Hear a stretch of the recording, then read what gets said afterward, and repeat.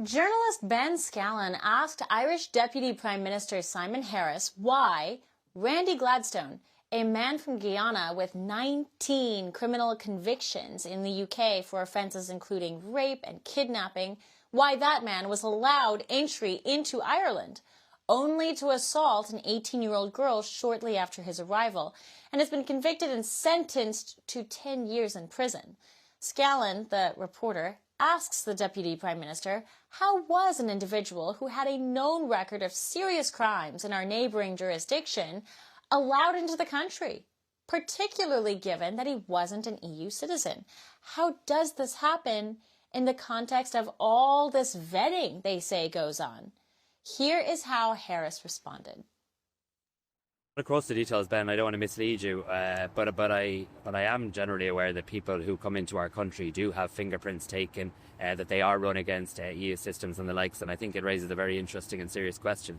I don't want to say anything that cuts across any potential court proceedings. But that case is resolved. He's been convicted and sentenced to 10 years. But in the Irish, any further legal actions, so I'm just being cautious in relation to that. But I take the point you make in relation to the importance of having full information in relation to everyone who comes into this country. I do remember being out visiting Dublin Airport and others, and being made aware of the systems that people go through in terms of their fingerprints being taken and databases that their records are run through.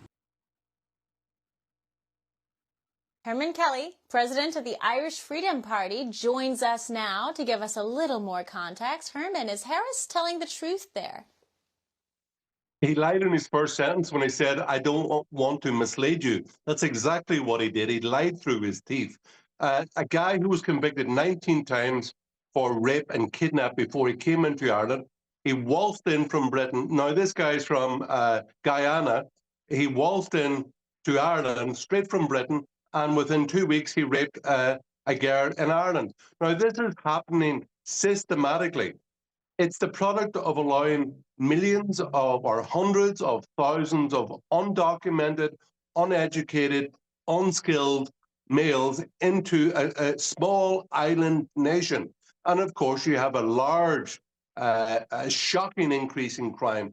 And actually, over the last 10 years, there's been a doubling of serious crime, violent crime, and even in the last year, there was a 19% increase in crime in Dublin alone. So the crime figures are going through the roof, and they say, oh, we don't understand what's happening. Well, it's happened everywhere else across Europe, because if you look what has happened in Sweden, in Germany, in France, the same thing has happened. You allow millions of unvetted males into your country from a foreign culture who despise you, violence increases. It is, do you know what it's like? Now, whereas Sweden, for example, had an excuse, they were naive, they didn't know what was going to happen. But Ireland has no excuse, because we've already watched what has happened in France, in Germany, and Sweden, and we're doing it ourselves. It's like a goat jumping into a dumpster fire, knowing that they're going to get burned. It's shocking to look at the numbers, and when anyone dare say that these spikes in crime rates, you know, the doubling in the last 10 years, 20% spike in Dublin, when you look at those numbers and the breakdown of it, there is a disproportionate amount of those crimes are committed by these migrants. But if you dare say that on your island, that's not going to be received well by officials. Harris was being very genteel there, but when you look at the headlines coming out of Great Britain about the crackdowns on free speech, the police showing up at people's doors for saying or pointing out these facts, it makes you wonder, I mean, what direction is Ireland, what direction is the UK going on these matters? Are they just going to just keep going along and following the authorities' takes on all of this? Absolutely. Since 2004, since the passing of the Nice Treaty, there's been a huge influx of people. I think now, imagine, since 1995, our population, or the population of Ireland South, has increased by 42%. It's gone up from 3.5 to 5.3 million people. It's a huge increase in a very short period of time.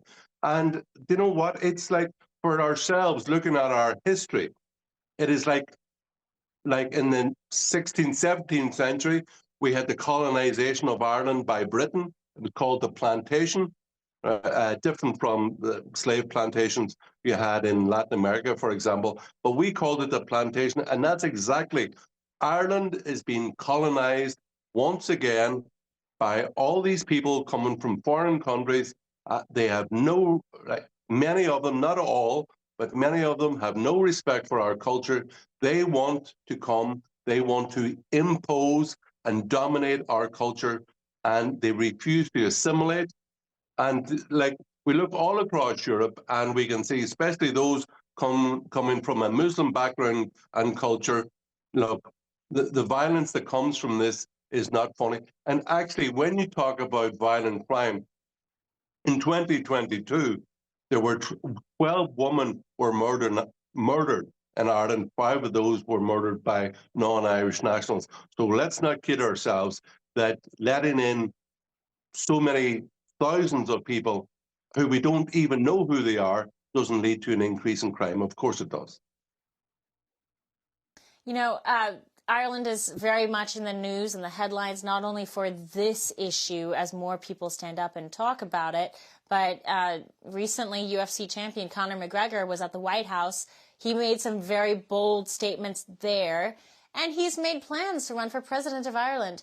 Does he have a real chance? What stands in his way? Well, first thing, I would really thank President Trump for inviting Conor McGregor to the White House, because Conor McGregor was able to raise the issue of mass immigration into Ireland on the global stage for really the first time, where the Irish establishment, those self-loathing haters of Irish sovereignty, wanted to keep it all quiet. But Conor McGregor raised it on a global stage, shouted it from the rooftops there in the White House, and it was fantastic. His chances of being elected president, like, to be straight up, the president in Ireland doesn't have much political power. So personally, I don't know why he's so interested in being president. It has very little political power, and it's also stitched up. The nomination for the president of Ireland is very difficult. You have to pretty much go through the resident political parties. So it will be very difficult for him to get a nomination, even though he's known globally. But because the politicians in Ireland have it stitched up, it will be very difficult for him to get a nomination. But if he does get a nomination, you never know. He may be in with a good chance. Well, you say that the presidential position holds very little power. I mean, for some people it wouldn't. For others, it serves as a bully pulpit. But even I would argue that he already has kind of that bully pulpit. He already has that that platform. So he makes news where he goes. So there's a lot of push and pull there, but very interesting, very interesting. It'd be very compelling to see him take that role and what he would do with it. But again, he would certainly give he would certainly give the Irish establishment a punch in the snout. And he's also already raised the issue. He's a very good left hook, as we know, but he's already raised the issue of the EU Migration Pact, which is a huge transfer of power on the issue of migration into Ireland from Dublin, from Ireland over to Brussels. And he's raised that very, very well. What has happened, our problem in Ireland, is that we have moved from being a sovereign state to a subservient, let's say, province of the political centre, which is now Brussels. Ireland is currently ruled from Brussels by people we can't elect, we can't get rid of. Our Supreme Court has moved from Dublin to Luxembourg, where the European Court of Justice sits. And, we have no control over borders anymore. Supremacy and matters of, you wouldn't believe this, in matters of EU competence, EU law is superior to Irish law, the Irish Supreme Court, and the Irish Constitution. For me, as an Irish national, I find that absolutely repugnant. It's a repugnant and it's appalling. I think some people in France feel this way right now. Marine Le Pen, leader of France's National Rally Party, was convicted last week for embezzling European Union funds. The Paris court sentenced her to 4 years in prison, 2 years under surveillance and 2 suspended, and imposed a 5-year ban from holding public office. It's effectively barring her from the 2027 presidential elections.